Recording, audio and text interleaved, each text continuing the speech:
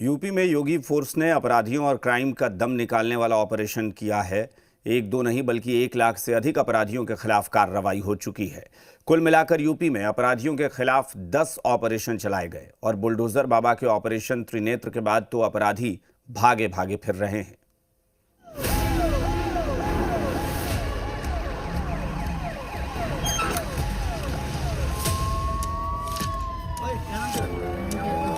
धमक से, शासन धमक से चलता है और वही धमक आज प्रदेश के अंदर माफिया के अंदर दिखाई दे रही है। योगी फोर्स का 10 का दम, अपराधी बेदम।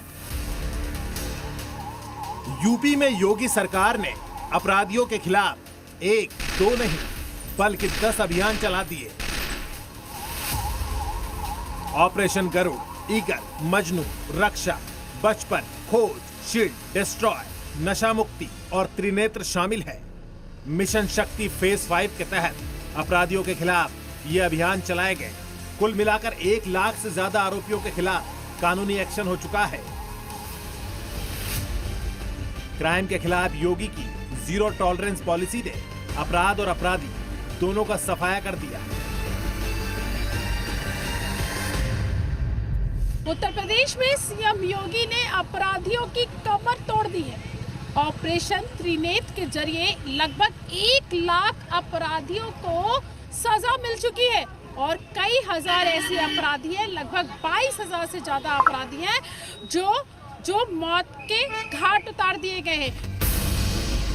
योगी फोर्स ने अपराधियों के खिलाफ अपनी तीसरी आंख खोल दी है। क्राइम पर कंट्रोल करने में ऑपरेशन त्रिनेत्र अहम रहा। इसमें पूरे यूपी में 11 लाख से ज्यादा सीसीटीवी कैमरे लगाए गए। इन कैमरों को पुलिस स्टेशन से कनेक्ट किया गया और इनकी वजह से डकैती और लूट समेत 5,700 से ज्यादा अपराधों का खुलासा हो पाया। सीसीटीवी कैमरों की मदद से क्राइम को सुलझाने और अपराधियों को पकड़ने में यूपी पुलिस का सक्सेस रेट बढ़ गया। कई तरह के हम लोगों ने ऐप्स भी जारी किए हैं जिनके सामूहिक प्रयास से हम लोग जीरो टॉलरेंस की नीति इसको फॉलो करते हैं और इसमें अधिक से अधिक गैंगस्टर कराना अपराधियों पर और गुंडा कराना। इसके अलावा एक त्रिनेत्र ऐप भी है, इसमें भी बहुत सारे अपराधियों की फीडिंग की गई है और उन त्रिनेत्र ऐप से हम लोग देखकर ये अंदाज़ा लगा लेते हैं कि हमारे यहाँ कौन सा अपराधी है जो अपराध कर रहा है या उसके बारे में बहुत सारी इन्फॉर्मेशन होती है। यूपी पुलिस जिस तेजी और कॉन्फिडेंस के साथ अपराधियों पर एक्शन ले रही है उसकी सिर्फ एक वजह है, योगी की खुली छूट। यानी यूपी में अपराधियों को पहले की सरकारों की तरह कोई डिस्काउंट नहीं मिलता है। एक दुर्दांत माफिया ऐसा भी था बहनों और भाइयों, जब समाजवादी पार्टी की सरकार के समय चलता था तो मुख्यमंत्री हो या मुख्य न्यायाधीश, इन सब के काफिले रुक जाते थे और माफिया का काफिला निकलता था। और जब हमने कार्रवाई की उस माफिया के खिलाफ और उसको रगड़ करके कोर्ट के सामने प्रस्तुत किया तो उसकी पैंट गीली हो गई थी।